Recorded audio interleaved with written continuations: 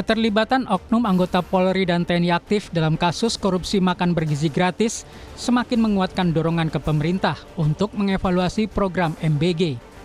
Anggota Polri aktif Brigjen LMI yang menjabat sebagai Sekretaris Deputi Bidang Promosi dan Kerjasama BGN meraup keuntungan dengan mendirikan suatu perusahaan food tray atau ompreng untuk digunakan dalam MBG. Sementara anggota TNI aktif Kolonel BU yang berperan sebagai pejabat pembuat komitmen diduga menyalahi proses dalam pengadaan sepeda motor dengan cara menggelembungkan harga dan mengarahkan untuk pemilihan penyedia.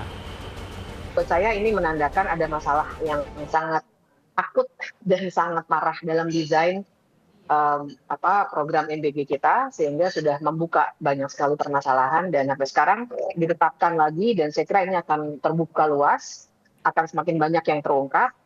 Saya sambut positif karena artinya kita akan terus-menerus menggali kesalahan sehingga kita bisa mengatakan bahwa memang sudah saatnya untuk memberikan evaluasi total dan kita moratorium dulu bagaimana pelaksanaan MBG ini supaya tidak terus-menerus dijadikan bancakan bagi kelompok-kelompok yang sekarang sudah mulai terbuka ini.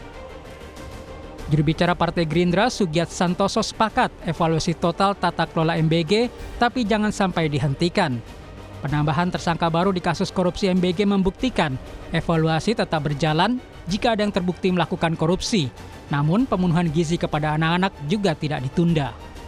Betul bahwa kita akan melakukan evaluasi total, tapi jangan sampai mengorbankan hak rakyat, apalagi hak anak-anak Indonesia yang sangat membutuhkan dari program MBG ini. Misalnya anak-anak yang orang tuanya susah, dari 3T dan sebagainya. Pak Prabowo itu tidak pandang bulu dalam konteks pemberantasan korupsi. Bahwa siapapun dia, apakah dia berasal dari institusi kepolisian, TNI, atau dari akademisi, atau dari pihak manapun, selama dia terindikasi terlibat dalam tindak pidana korupsi, maka itu harus dituntas. Itu pesan yang ingin disampaikan ke publik.